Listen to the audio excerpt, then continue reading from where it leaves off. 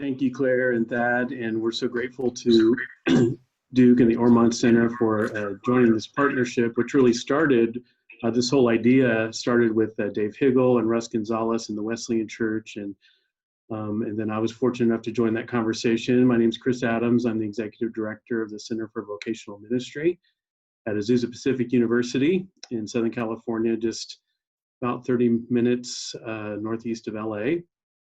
And I've had the incredible privilege of being a senior research associate with the Flourishing in Ministry Project for a number of years now. And today also happens to be my birthday, by the way. So it's great to be 25.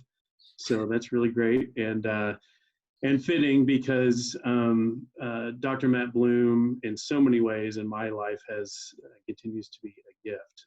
He is a research professor in the Mendoza School of Business at the University of Notre Dame, founder and creator of the Wellbeing at Work project, within which is Flourishing in Ministry. And then he's also been studying well-being at work in some other helping professions.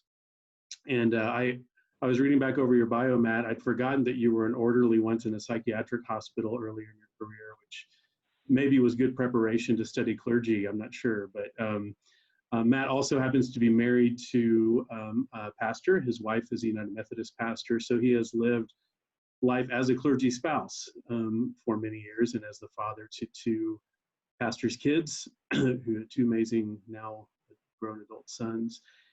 And what I want you to know about Matt, beyond his brilliant research mind and accomplishments, is I have come to know him as a dear friend and a man of just with a spacious heart, deeply compassionate and incredibly generous. And it's a real privilege to introduce Matt to you today. When we thought about what topics would be timely, where my mind went in my conversations with pastors during COVID was so many pastors saying, my work life has been so disrupted. Almost everything I do, I have to do differently all of a sudden. And it brings up identity questions. Who am I now? What does this mean? And questioning calling and all those sorts of things. And I immediately thought about one of the big trajectories of the Flourishing Ministry research has been around that pastoral identity formation process. And so we contacted Matt. He was gracious enough to give us some time today. So Matt, good to see you. Thanks so much. Sure, Chris. Let's see, I'm going to share my slides with you. It's great to be here. I'm entering a new phase in my career. I've decided to step out of my role as a teaching professor, as a tenured professor, and starting in June, I guess a few days ago, I'll be kind of semi-retired. I'll be in a research professor position, which is going to give me an opportunity to do more of what I'm finding that I love so much, and that's translational research. How do we take what we and other great scholars are learning in their research, and how do we translate it into something that's meaningful? And so today I'll be sharing with you some of our work around that. And this is just very briefly, this is the way that we present our model of well-being to practitioners, thinking of it as having 4 dimensions, which I'll very briefly talk about. Daily well-being, which is the quality of our daily life and the place where stress is in our model. Resilience, which is of course about dealing well with daily life, but adapting and growing. Thriving is about meaning, fulfillment, purpose in life, and connectedness. And what I'll be talking about today, self-integrity or authenticity, which is really where identity finds its home. I wanted to just very briefly share with you how, as a research team, we think about identity. We're social scientists, we're social psychologists, we're not clinical psychologists. But much of what I will share today really draws on this understanding of what identity is. The first part is to talk about how we think of 3 levels of identity. And if you're familiar with the work of Dan McAdams, you'll know this model. It's hard to come up with a term. Is it dimensions of identity, parts of identity, aspects of identity? But levels seems to fit, and I'll try to describe why. All of these 3 are parts of how we think of ourselves, but as we move through it, they're more deeply a part, more central to how we think of ourselves. So you could think of the first level as being our capabilities. These are our talents and aptitudes, gifts and graces. They're the knowledge, skills, and abilities that we develop over time. These are a lot about the doing side of ministry, our ability to do ministry in all of its various forms.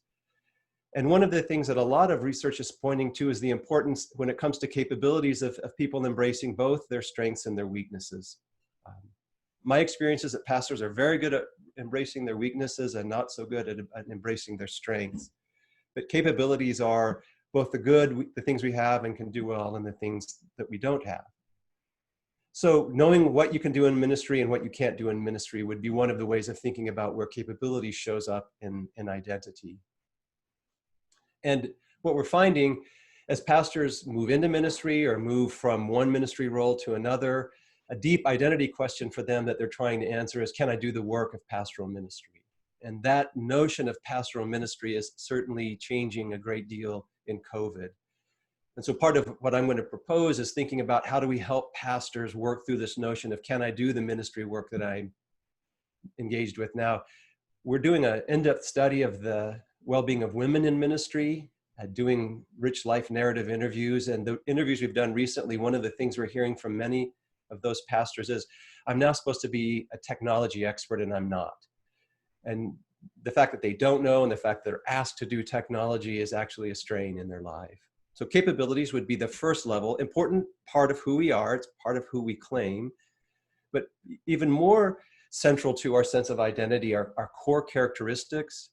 This is where personality shows up in this model. Those personality characteristics in particular that we embrace as somehow very characteristic of who we are. If someone says, I'm an introvert, and that notion of introversion shapes their sense of self, that would be central to their identity. Gender, race, ethnicity, sexuality, other core characteristics of who you are that are central to your understanding of yourself as a person, and deep enduring preferences. So not like I prefer Brussels sprouts over cauliflower. That's not really a deep preference, but maybe you have a deep preference for working with people rather than things. I'm kind of appealing to some of the other models of personality.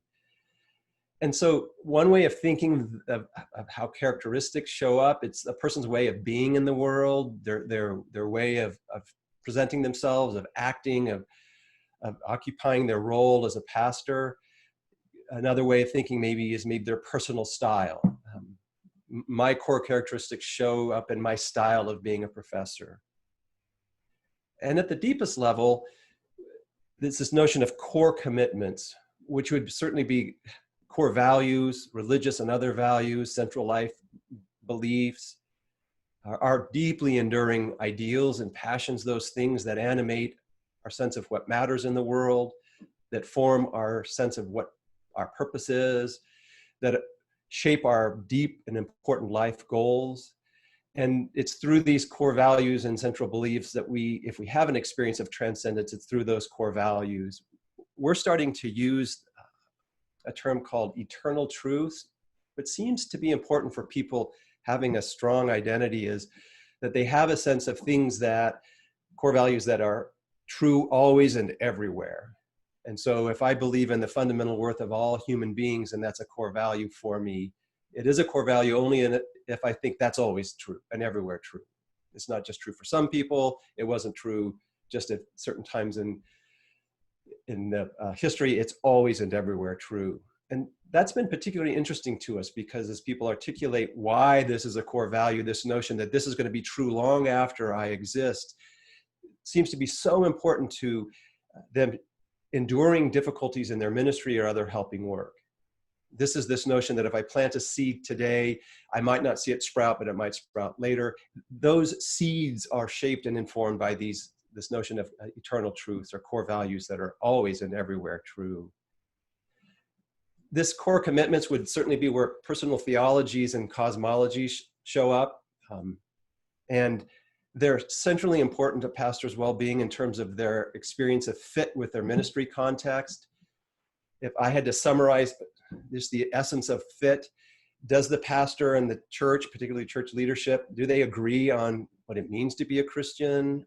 What are the essentials of Christian ministry? What is the purpose of the church?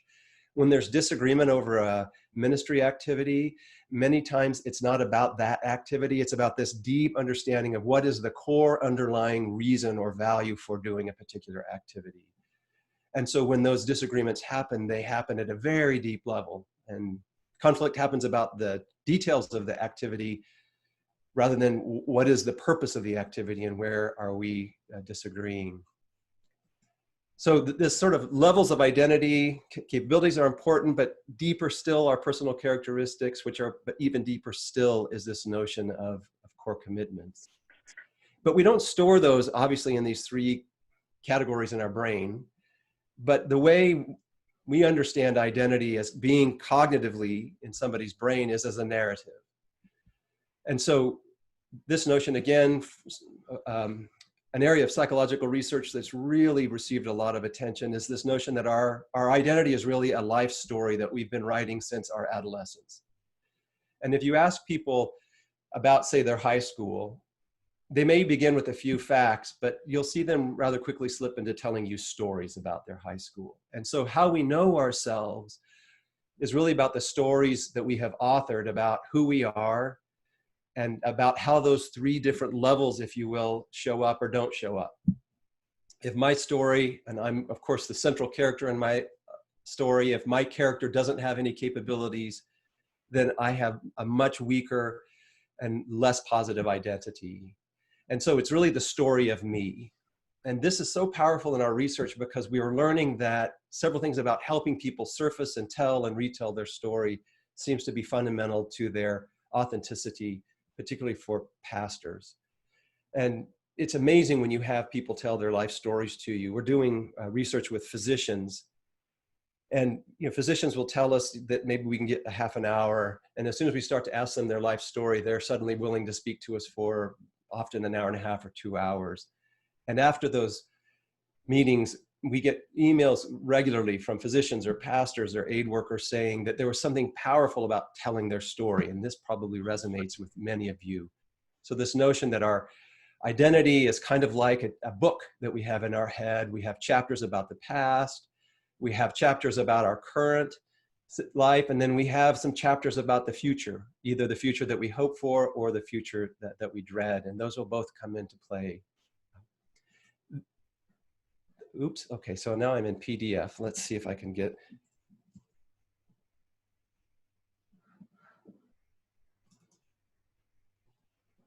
Sorry, folks, I'm trying to figure out how to do Keynote.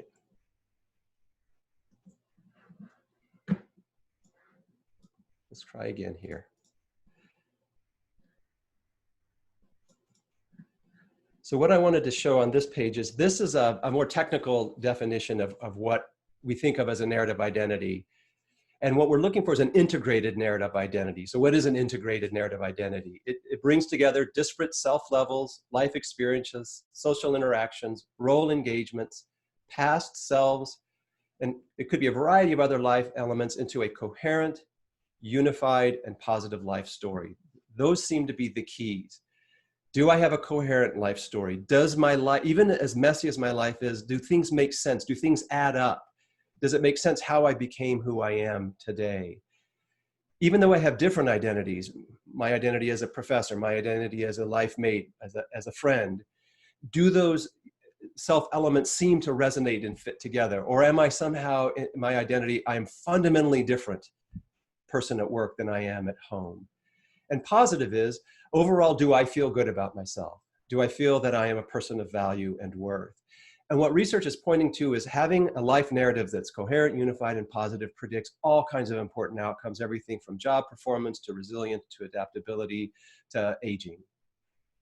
So what are some of the things we're finding in our research in terms of how can we help pastors create a coherent, unified, positive life story? Part of it is to help them clarify those three levels of identity. Can they speak coherently to themselves about their core life values? Do they claim their strengths and weaknesses? Do they see personal characteristics and how they shape who they are? But we think that it's really important. Chris, unmute and tell me, does this show up for you? Yes. Okay, so what we're finding is that when we ask pastors about how they became a pastor, is this showing up, Chris? Okay, good. Yes. Those that could have this series of stories that added up to their calling tend to have much higher levels of well-being. Thunderous calls tend not to be as associated with well-being as often. So somebody who said, like, I was just normal Joe, and then I had this profound moment where God spoke to me and I became a pastor, it's much less likely that those people will flourish over the long term. It's these people that can say, here's how my life added up, and they can tell specific stories from their past. And what seems to be important is what we're calling keystone events. It's being able to look back on that past with everything that happened and say, oh, that was a particularly important event. And that one shaped me in these important ways. And this event and that event. And people who recall these keystone events, oh yeah, this is where I first sensed a call to ministry. Oh, this is where I started to learn that I have the gifts and graces. Oh, here's where a wise guide in very specific ways directed me. It's retelling those keystone events that seems to help them rediscover their call and strengthen their call. And so the simple process of letting people and encouraging them to go back deep in history and retell the story, resurface.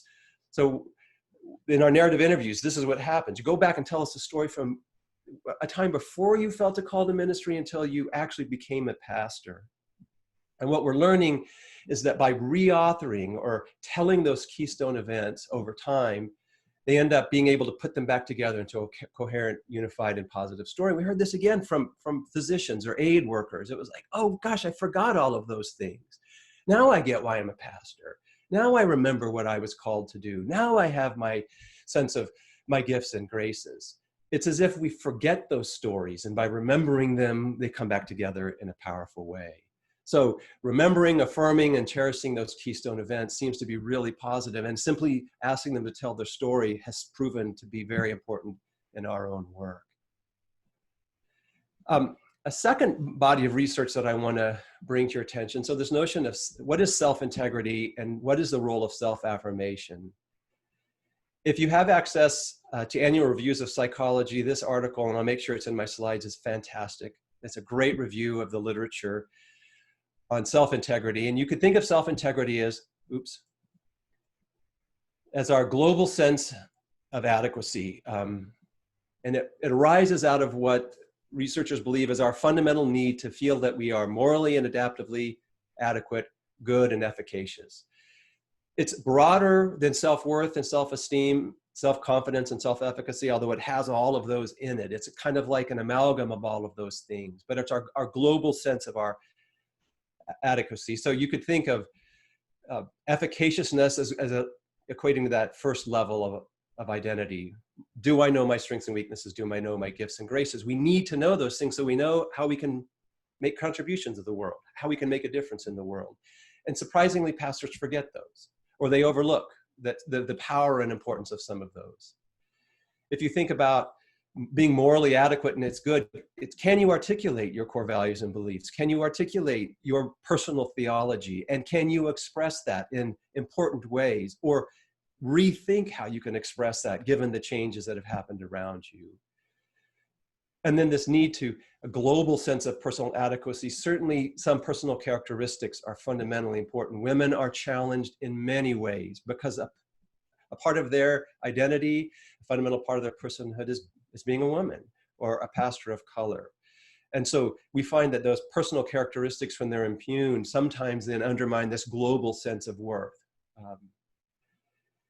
And so self-affirmation is mitigating these different threats to one level of identity. If somebody's challenging a pastor's competency, their level one, their capabilities, what research shows is that by affirming some other part of your identity, you can mitigate some of the threats. So in other words, if somebody says to a woman pastor, women shouldn't be pastors, if she can revisit some of her capabilities for ministry and celebrate how she can be effective, if she can reaffirm her theology, her understanding of ministry, what it means to be a pastor, and feel that she's efficacious, feel that she is authentic in those other roles or those other aspects, then it seems to mitigate these threats. So part of that 3 levels is trying to help pastors understand, in a sense, which level of identity is being threatened, and then affirm some aspect of another level of identity. And there's so much research on self-affirmation, how very simple interventions, asking a pastor to write about one of their values and how they express it in ministry can be a very powerful self-affirmation practice. So self-affirmation seems to be really, really important. I feel like I'm just racing through this. I wanted to get a few of these out here. And then the third one that I'm going to commend to you is this work on expressive writing, which is just incredibly amazing. And here are two books that I'll have in my slides that just explain the power of this technique. What they found is that this technique can be as effective in treating PTSD as typical counseling therapy. And we're finding that in many of our interviews, and then some of the other research that we're doing, we were actually asking people to work through this process without even realizing it. And what it does is it helps somebody knit together a difficult experience from their past and write it in an authentic way into their life narrative.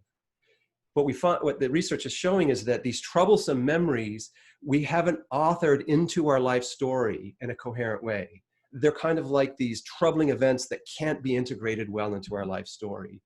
And so expressive writing just asks somebody, usually through writing, but it can be done in talking mode, is to first remember the experience in an uncensored way. Don't prejudge yourself. Just pour out exactly what happened. And we're finding that pastors in our interviews are kind of pouring out what's happened to them in the coronavirus. So uncensored remembering is just pouring out everything about a troubling experience, what happened, how you felt, who was there, why it bothered you. And then with a little bit of a break, a few days, coming back and then recounting that experience, but as if you were a neutral observer. Oftentimes this is done if you were a news reporter at that event. And so you're asking the person to recount their experience from the third person. If I was recounting my troubling experience, I would say, Matt did this and Matt did that. And what this seems to be doing is allowing people to cognitively step back and examine and affirm that the experiences they had were real, really troubling, but for them to gain some perspective. The third step then is for them to tell a first-person story again, but with a clear beginning, a clear middle, and a clear end. What the research showed is that traumatic experiences are remembered only in the middle. There's not a beginning and there's not an end. You just tell about the event. And this objective recounting then allows people to tell a full story. And you're really just telling that story. It's pretty simple. It began this way. This is what happened. It ended this way. And then the last one is to try to find some good that came out of the experience, some personal growth, some new insight, some new capability. A very simple process. The books give you a lot more detail, but we think that this holds the promise for many, many different approaches. This sort of basic structure could be used in a variety of ways. And I'm going to mention one of our resources in a minute that you're welcome to experience, in which we're trying to build this in more concretely. So I'm going to wrap up pretty quickly. If you go to flourishinginministry.org, this is our website. And if you click on the top where it says research projects, you can find a place where it says improve your well-being. Click on that and you'll find access to our new mobile apps. Scroll down and you'll see where you can click and you can download the iOS or the Android version. And it will ask you for a referral code. Lily, all caps, is the referral code. This is where you can take our scientific assessment, get your own well-being profile, learn about where you're stronger and where there's room for improvement in your well-being. And then we have a whole set of these science-based well-being practices, but delivered by a variety of experts: Parker Palmer, Father James Martin, Kathleen Cahalan, Barbara Brown Taylor, Robert Franklin, Laura Fanucci are some of the individuals that have practices on here. Next week, I'll be working with Steve Kerr, the coach of the Golden State Warriors. He'll have a practice. And so all of these are evidence-based. We provide some guidance based upon a person's well-being profile about which practices they might want to engage in. Feel free to share this. It's free. It's a byproduct of our research grants. But I wanted to offer it to you just because you can see some of the other practices that we're finding in research could be the sorts of practices that are beneficial for pastors. So feel free if you would like to use that app.